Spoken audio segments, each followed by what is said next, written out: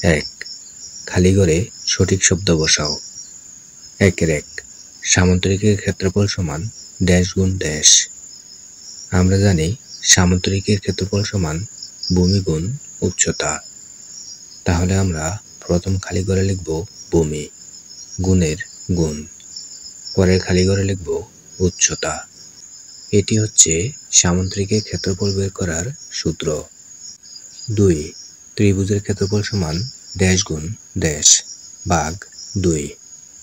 আমরা জানি ত্রিভুজের ক্ষেত্রফল সমান ভূমি গুণ উচ্চতা ভাগ 2।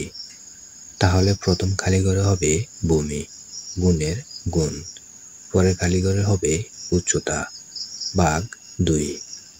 এটি হচ্ছে ত্রিভুজের ক্ষেত্রফল বের করার সূত্র। আবার হাফ গুণ ভূমি গুণ উচ্চতা, এটি হচ্ছে ত্রিভুজের ক্ষেত্রফল বের করার সূত্র। 2 নম্বর, নিচের আকৃতিগুলোর ক্ষেত্রফল নির্ণয় করো। 2-1 নম্বর চিত্রটি একটি ত্রিভুজ যার ভূমি দেওয়া আছে 5 সেন্টিমিটার এবং উচ্চতা দেওয়া আছে 4 সেন্টিমিটার। আমরা লিখব চিত্রে দেওয়া আছে ভূমি সমান 5 সেন্টিমিটার, উচ্চতা সমান 4 সেন্টিমিটার। তাহলে আমরা ত্রিভুজের ক্ষেত্রফল বের করার সূত্র ব্যবহার করে ত্রিভুজের ক্ষেত্রফল বের করতে পারি। আমরা লিখব, আমরা জানি ত্রিভুজের ক্ষেত্রফল সমান ভূমি গুণ উচ্চতা ভাগ 2 সমান ভূমির নিচে লিখব 5 গুণ উচ্চতার নিচে লিখব 4 ভাগ 2 সমান, যেহেতু এখানে গুণ ও ভাগের সম্পর্ক তাই প্রথমে আমরা ভাগের কাজ করব। 5 গুণ 4কে 2 দিয়ে ভাগ করে পাই 2 সমান 5কে 2 দিয়ে গুণ করে পাই 5 দুগুণা 10 বর্গ সেন্টিমিটার। উত্তর 10 বর্গ সেন্টিমিটার। 2 নম্বরের চিত্রটি একটি ত্রিভুজ যা একটি স্থূলকোণী ত্রিভুজ যার ভূমি হচ্ছে 9 সেন্টিমিটার এবং উচ্চতা হচ্ছে 6 সেন্টিমিটার। তাহলে আমরা লিখতে পারি চিত্রে দেওয়া আছে ভূমি সমান 9 সেন্টিমিটার, উচ্চতা সমান 6 সেন্টিমিটার। আমরা ত্রিভুজের ক্ষেত্রফলের সূত্র ব্যবহার করে ত্রিভুজের ক্ষেত্রফল বের করতে পারি। আমরা লিখব, আমরা জানি ত্রিভুজের ক্ষেত্রফল সমান ভূমি গুণ উচ্চতা ভাগ 2 সমান ভূমির নিচে লিখব 9 গুণের গুণ, উচ্চতার নিচে লিখব 6 ভাগ 2 সমান, প্রথমে আমরা ভাগের কাজ করব। 9 গুণ 6কে 2 দিয়ে ভাগ করে পাই 3 সমান 9কে 3 দিয়ে গুণ করে পাই 3 নং 27 27 বর্গ সেন্টিমিটার। উত্তর 27 বর্গ সেন্টিমিটার। 3 নম্বরের চিত্রটি একটি সামান্তরিক যার বিপরীত বাহু সমান এবং বিপরীত কোণগুলো সমান। এখানে সামান্তরিকের ভূমি দেওয়া আছে 5 সেন্টিমিটার এবং উচ্চতা দেওয়া আছে 6 সেন্টিমিটার। তাহলে আমরা লিখব, চিত্রে দেওয়া আছে ভূমি সমান 5 সেন্টিমিটার, উচ্চতা সমান 6 সেন্টিমিটার। এখন আমরা সামান্তরিকের সূত্র ব্যবহার করে সামান্তরিকের ক্ষেত্রফল বের করব। আমরা লিখতে পারি, আমরা জানি সামান্তরিকের ক্ষেত্রফল সমান ভূমি গুণ উচ্চতা সমান ভূমির নিচে লিখব 5 গুণের গুণ, উচ্চতার নিচে লিখব 6 সমান 5কে 6 দিয়ে গুণ করে পাই 30 বর্গ সেন্টিমিটার। উত্তর সামান্তরিকের ক্ষেত্রফল 30 বর্গ সেন্টিমিটার। 4 নম্বরের চিত্রটি একটি সামান্তরিক যার বিপরীত বাহু সমান এবং বিপরীত কোণগুলো সমান। তাহলে আমরা লিখব, চিত্রে দেওয়া আছে ভূমি সমান 2 মিটার, উচ্চতা সমান 10 মিটার। এখন আমরা সামান্তরিকের ক্ষেত্রফলের সূত্র লিখে সামান্তরিকের ক্ষেত্রফল বের করব। এখন আমরা লিখব, আমরা জানি সামান্তরিকের ক্ষেত্রফল সমান ভূমি গুণ উচ্চতা সমান ভূমির নিচে লিখব 2 গুণের গুণ, উচ্চতার নিচে লিখব 10 সমান 2কে 10 দিয়ে গুণ করে পাই 10 দুগুণা 20 বর্গমিটার। উত্তর সামান্তরিকের ক্ষেত্রফল 20 বর্গমিটার। 3 নম্বর প্রশ্ন, একটি আয়তাকার ধান ক্ষেতের প্রস্থ 750 মিটার এবং দৈর্ঘ্য 1200 মিটার। ধান ক্ষেতের ক্ষেত্রফল কত একর? যেহেতু আয়তাকার ধান ক্ষেতের প্রস্থ দেওয়া আছে 750 মিটার এবং দৈর্ঘ্য দেওয়া আছে 1200 মিটার, তাই আমরা আয়তক্ষেত্রের ক্ষেত্রফলের সূত্র ব্যবহার করে অঙ্কটি সমাধান করব। আমরা লিখব দেওয়া আছে প্রস্থ সমান 750 মিটার, দৈর্ঘ্য সমান 1200 মিটার। এবার আমরা আয়তক্ষেত্রের সূত্র ব্যবহার করে অঙ্কটি সমাধান করব। আমরা জানি আয়তাকার ধান ক্ষেতের ক্ষেত্রফল সমান দৈর্ঘ্য গুণ প্রস্থ সমান দৈর্ঘ্যের নিচে লিখব 1200 গুণ প্রস্থের নিচে লিখব 750। 1200 কে 750 দিয়ে গুণ করে পাই 0 দিয়ে প্রথমে 1200 কে গুণ করতে হবে। 0 দিয়ে যে কোনো সংখ্যাকে গুণ করলে 0 হয়। 0 দিয়ে 0 কে গুণ করে পাই 0, আবার 0 কে 0 দিয়ে গুণ করে পাই 0। 0 দিয়ে 2 কে গুণ করে পাই 2 0 0। 0 দিয়ে 1 কে গুণ করে পাই 1 0 0। যেহেতু একটি অঙ্ক গুণ করা হয়েছে তাই একটি 0 হবে। 5 দিয়ে এবার 1200 কে গুণ করব। 5 দিয়ে 0 কে গুণ করে পাই 5 0 0। 5 দিয়ে আবার 0 কে গুণ করে পাই 5 0 0। 5 দিয়ে 2 কে গুণ করে পাই 5 2 10, 10 এর 0। হাতে থাকে 1। 5 দিয়ে 1 কে গুণ করে পাই 5 1 5। 5 আর হাতে রেখে হয় 6। যেহেতু আমরা দুটি অঙ্ক গুণ করেছি তাই এবার দুটি 0 হবে। এবার আমরা 7 দিয়ে 1200 কে গুণ করব। 7 দিয়ে 0 কে গুণ করে পাই 7 0 0। 7 দিয়ে আবার 0 কে গুণ করে পাই 7 0 0। 7 দিয়ে 2 কে গুণ করে পাই 7 2 14। 14 এর 4, থাকে 1। 7 দিয়ে 1 কে গুণ করে পাই 7 1 7।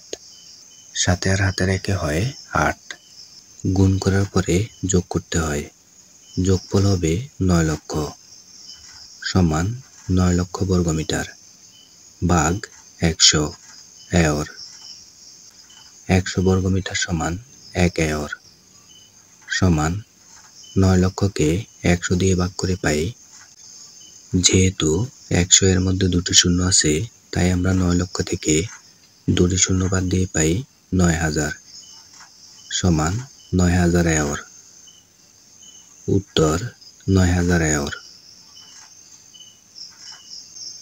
4 নম্বর প্রশ্ন, একটি আয়তাকার পার্ক রয়েছে যার প্রস্থ হচ্ছে 50 মিটার এবং এর ক্ষেত্রফল হচ্ছে 4250 বর্গমিটার। পার্কটির দৈর্ঘ্য কত মিটার?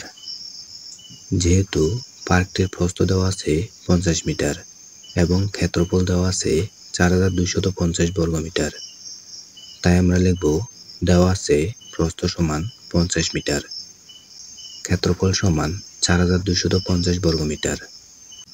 তাহলে আমরা আয়তাকার ক্ষেত্রের দৈর্ঘ্য বের করার সূত্র লিখে অঙ্কটি সমাধান করব। এখন আমরা লিখব আয়তাকার পার্কের দৈর্ঘ্য সমান ক্ষেত্রফল ভাগ প্রস্থ সমান ক্ষেত্রফলের নিচে লিখব 4250 ভাগ প্রস্থের নিচে লিখব 50। 4250 কে 50 দিয়ে ভাগ করে পাই 50। 425 এর মধ্যে 8 বাদ যাবে।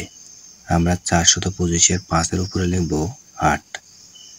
মনে রাখতে হবে প্রথমে ভাগ করার জন্য যতগুলো অঙ্ক নেওয়া হয় ঠিক তার দানের সংখ্যাটির উপরে প্রথম ভাগফল লিখতে হয়। তাহলে 425 এর নিচে লিখব 400। 425 থেকে 400 বিয়োগ করে পাই 25। এখন উপর থেকে 0 নামিয়ে আনতে হবে। এখন সংখ্যা দাঁড়ালো 250। 50 250 এর মধ্যে যাবে 5 বার। আমরা ভাগফলে লিখব 5। 250 এর নিচে লিখব 250। 250 থেকে 250 বিয়োগ করে পাই 0 সমান 85 মিটার।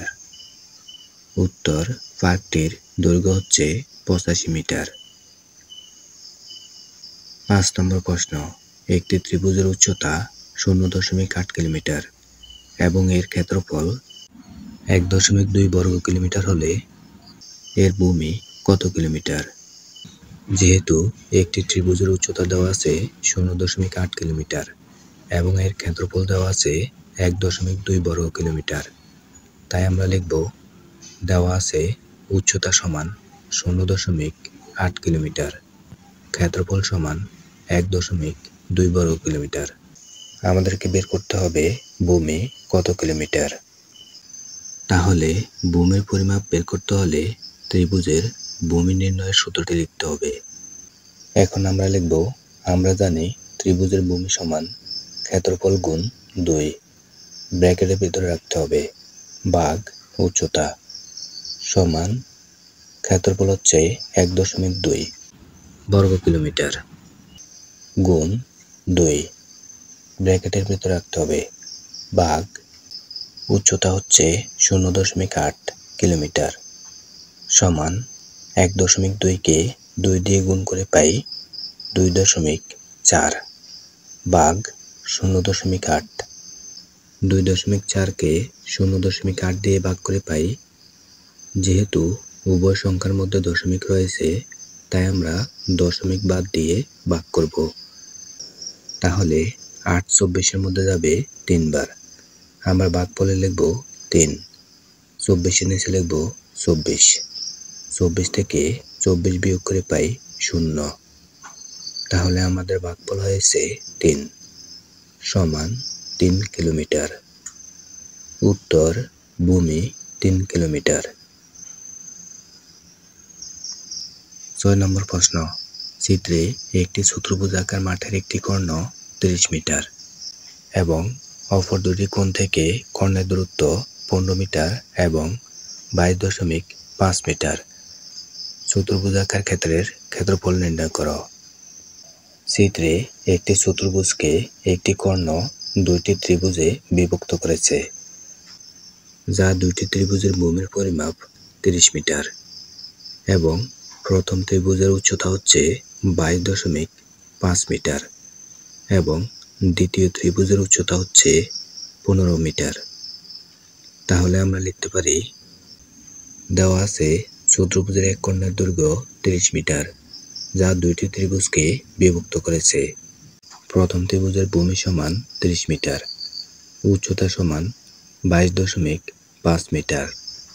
সুতরাং প্রথম ত্রিভুজের ক্ষেত্রফল সমান হাফ গুণ 30 গুণ 22.5, 2 দিয়ে 30কে ভাগ করে পাই 15, 15 দিয়ে 22.5কে গুণ করে পাই 337.5 বর্গমিটার। আবার দ্বিতীয় ত্রিভুজের ভূমি সমান 30 মিটার, উচ্চতা সমান 15 মিটার। সুতরাং দ্বিতীয় ত্রিভুজের ক্ষেত্রফল সমান হাফ গুণ 30 গুণ 15, 2 দিয়ে 30কে ভাগ করে পাই 15, 15 দিয়ে 15কে গুণ করে পাই 225 বর্গমিটার। তাহলে এবার আমরা চতুর্ভুজের ক্ষেত্রফল বের করতে পারি।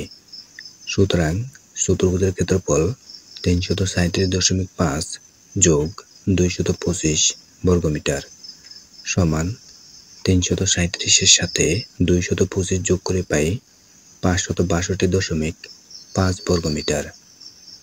উত্তর চতুর্ভুজের ক্ষেত্রফল 562.5 বর্গমিটার।